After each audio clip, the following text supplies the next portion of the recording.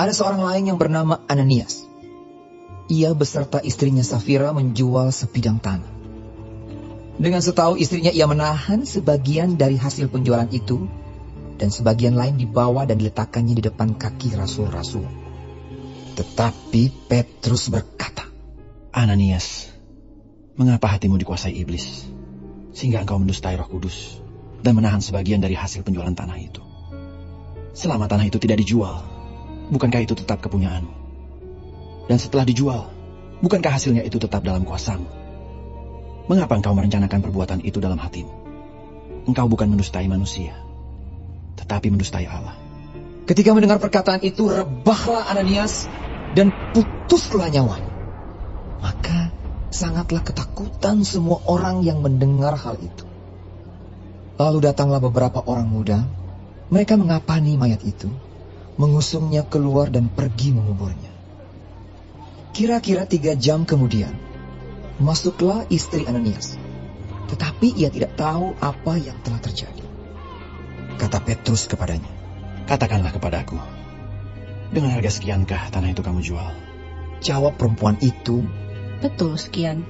Kata Petrus, Mengapa kamu berdua bersepakat untuk mencobai roh Tuhan? Lihatlah, orang-orang yang baru mengubur suamimu berdiri di depan pintu, dan mereka akan mengusung engkau juga keluar.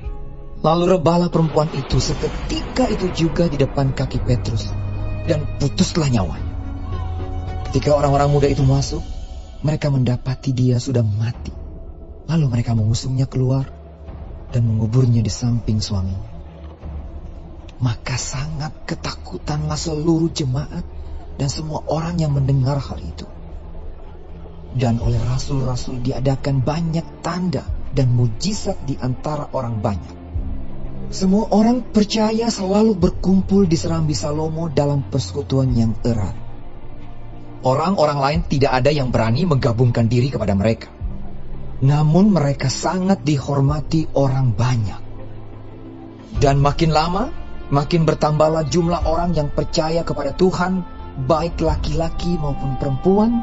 Bahkan mereka membawa orang-orang sakit keluar ke jalan raya dan membaringkannya di atas balai-balai dan tilam, supaya apabila Petrus lewat, setidak-tidaknya bayangannya mengenai salah seorang dari mereka.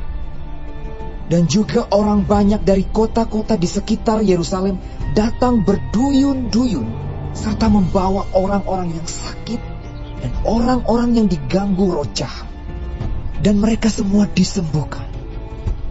Akhirnya mulailah imam besar dan pengikut-pengikutnya, yaitu orang-orang dari mazhab Saduki, bertindak sebab mereka sangat iri hati. Mereka menangkap rasul-rasul itu, lalu memasukkan mereka ke dalam penjara kota.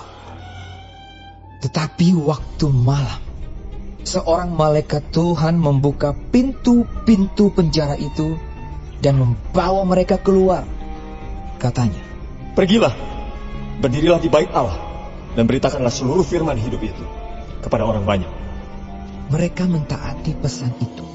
Dan menjelang pagi, masuklah mereka ke dalam bait Allah, lalu mulai mengajar di situ. Sementara itu imam besar dan pengikut-pengikutnya menyuruh mahkamah agama berkumpul, yaitu seluruh majelis tua-tua bangsa Israel, dan mereka menyuruh mengambil rasul-rasul itu dari penjara. Tetapi ketika pejabat-pejabat datang ke penjara, mereka tidak menemukan rasul-rasul itu di situ. Lalu mereka kembali dan memberitahukan. Katanya, Kami mendapati penjara terkunci dengan sangat rapinya, dan semua pengawal ada di tempatnya di muka pintu. Tetapi setelah kami membukanya, tidak seorang pun yang kami temukan di dalamnya. ketika kepala pengawal bait Allah dan imam-imam kepala mendengar laporan itu, mereka cemas dan bertanya, apa yang telah terjadi dengan rasul-rasul itu? Tetapi datanglah seorang mendapatkan mereka dengan kabar.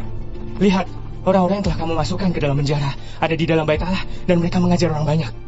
Maka pergilah kepala pengawal serta orang-orangnya ke bait Allah, lalu mengambil kedua rasul itu, tetapi tidak dengan kekerasan, karena mereka takut kalau orang banyak melempari mereka. mereka membawa keduanya dan menghadapkan mereka kepada mahkamah agama. Imam besar mulai menanyai mereka. Katanya, "Dengan keras kami melarang kamu mengajar dalam nama itu. Namun ternyata kamu telah memenuhi Yerusalem dengan ajaranmu, dan kamu hendak menanggungkan darah orang itu kepada kami." Tetapi Petrus dan rasul-rasul itu menjawab, katanya, Kita harus lebih taat kepada Allah daripada kepada manusia. Allah nenek moyang kita telah membangkitkan Yesus, yang kamu gantungkan pada kayu salib dan kamu bunuh. Dialah yang telah ditinggikan oleh Allah sendiri, dengan tangan kanannya menjadi pemimpin dan juru selamat, supaya Israel dapat bertobat dan menerima pengampunan dosa. Dan kami adalah saksi dari segala sesuatu itu. Kami dan Roh Kudus yang dikaruniakan Allah kepada semua orang yang mentaati Dia. mendengar perkataan itu sangatlah tertusuk hati mereka. Dan mereka bermaksud membunuh rasul-rasul itu. Tetapi seorang Farisi dalam mahkamah agama itu yang bernama Gamaliel, seorang ahli Taurat yang sangat dihormati seluruh orang banyak, bangkit dan meminta supaya orang-orang itu disuruh keluar sebentar. Sesudah itu ia berkata kepada sidang, "Hai orang-orang Israel, pertimbangkanlah baik-baik apa yang hendak kamu perbuat terhadap orang-orang ini. Sebab dahulu telah muncul si Teudas yang mengaku dirinya seorang istimewa, dan ia mempunyai kira-kira 400 orang pengikut. Tetapi ia dibunuh, dan cerai-berailah seluruh pengikutnya dan lenyap. Sesudah dia, pada waktu pendaftaran penduduk, muncullah si Yudas, seorang Galilea. Ia menyeret banyak orang dalam pemberontakannya.